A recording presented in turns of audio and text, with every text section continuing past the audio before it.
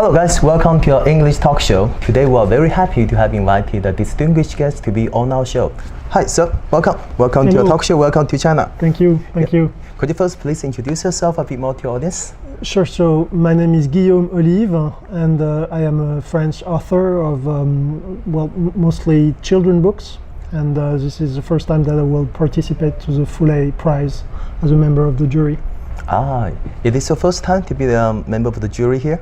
Absolutely, for this prize, for this specific Fulay Prize, this is the first time that I will be a member of the jury. Could you also tell us a bit more about the Fulay Prize? What's the prize about? Well, actually, it's a prize that for translating some French novels. Actually, there are two categories. One in essay, that will be social sciences, and another one for literature. And so two topics, two different categories. And so in each there will be one winner. Today at the press conference there will be 5 in each category that will be selected, and then in 1 month for the ceremony there will be, I believe, 1 in each category that will have the prize. And so this is a special ceremony today, a special ceremony this year because this is the 10th anniversary of the prize. It exists for 10 years. And it's co-organized, I assume, by the French embassy, with the French government, in order to promote French literature. And it's quite interesting because this year there was, I remember, about 80 titles that were submitted to us, to the member of the jury. So only 1 in the end. Only 1 at the end. Two categories. Two categories, and some others maybe for young translators. And so I believe that at the end there will be probably maybe 4 or 5 books that will be rewarded. But most importantly, there was very good books and good translations that were suggested to us that we had to read this year. Very good. So as a member of the jury here, I'm sure you got very strict criteria, right, to judge, to do the assessment of the quality of the translation. Can you maybe tell us a bit about how do you do the evaluation usually? Of course. Actually, I think that everyone has a different approach, because there was maybe 4 or 5 members of the juries from China, Chinese people, and 4, I think, on the French side. So we had, each of us had made many translations and in different kind of literature. So despite the fact that my specialty is children books, I've been translating poetry as well, Chinese classic poetry, Tang Shi, from the Tang Dynasty. So from Chinese into French. So my vision is to maybe be as close as possible from the original text. This has always been my goal when I translate. So this is why I was seeking in all the books that were suggested to me this year. So the feeling, is the feeling of the original transmitted well in the final translation. This is what I was. I see. Is you really much related to what you've been doing also? Yes.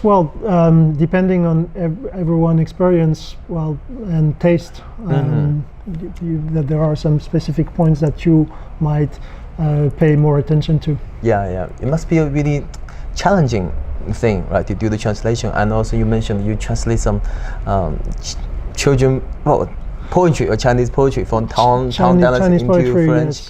Yes. That's quite, because I personally did some translation before from Chinese into English. It was quite difficult to translate poetry. So can you tell us about your experience? So what's the most challenging thing when doing the translation? Well, the thing is that Chinese and French does not work the same way at all. So, and specifically for poetry, since you don't know exactly what time it was when the poet was expressing himself, if that's himself or someone else, because sometimes there is no subject in the phrase, so you don't know exactly if that's I. For example, if he says "I see the moon," you have to imagine if that's he or she or them, and if it was the day before or the day after. Sometimes there are no keys, and so you have to invent to get the feeling of the from your own perspective, right? Exactly, and so it's more question of approach. Yeah. But I do believe that in translating, the feeling is very important. So if you can, sometimes even if the words are not specifically accurate, if the feeling is good, if the feeling is right, then you get more closely to the original sense. And in that sense, I think that artificial intelligence, because that's a very big topic now in terms of translating, AI, is not ready yet to get that sense, that specific feeling. Yeah, that feeling can only exactly human grasp at the moment. Absolutely, Right? so far. So far, yes, yeah. Wow, and also as a writer, and I know inspirations are very important for writing books, right? Can you tell us in general, where do you often get inspirations for your writings from? Well, inspiration is most of the time it comes from experience of life, and well, typically recently I work with my wife. She makes the paintings and I write. So most of the time we share what kind of stories we would like to tell and we would like to explore it in our books. Recently we made a book about our dog, because we used to have a dog and he died when our kid was 4, and so our kid was asking us every morning, where is he? Where is he? Our dog name was Leo. Where is Leo? And this is the title of the book, Where is Leo? Where's Leo? And we told him, well, Leo doesn't live anymore. He died. And I know, but where is he? So, and actually he had a lot of memories with the dog, and that was one subject for our book. Well, this is an instance, but so sometimes it comes from life, sometimes from tales, because fairy tales, fables. Fables and well, China has a lot of tales, very interesting tales, especially with animals that we explore as well. So this is one part of our work. We explore Chinese folkloric tales. Folk tales. Yes. Which one impresses you the most among so many Chinese folk tales? Well, actually, I've been translating a lot, so it's difficult to pick one. But recently, we made one out of 猴子老月, about monkeys that actually try to get the moon out of the water.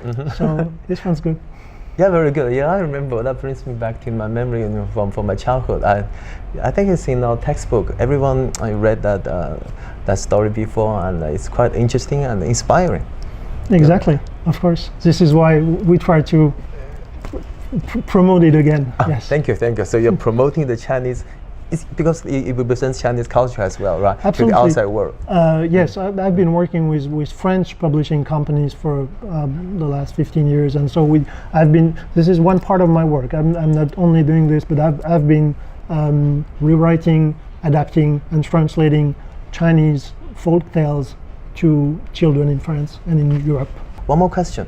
You know, as an experienced writer, translator as you, can you give some advice to the audience who also want to become writer or translator? Well, yes, my advice will be in order to write, to go to the end of the project. If you have a project, because we all think of stories we would like to tell, of stories we would like to write, and often we take notes, and then the notes get more and more, and you don't know what to do with it, and at the end you don't write your story. My advice will be to get the notes all together and to write the story to the end, and to present it to publishing and to publishers, because we need, well, I think the world needs the story of every one of us. So that will be probably my advice to persons who would like to publish a book.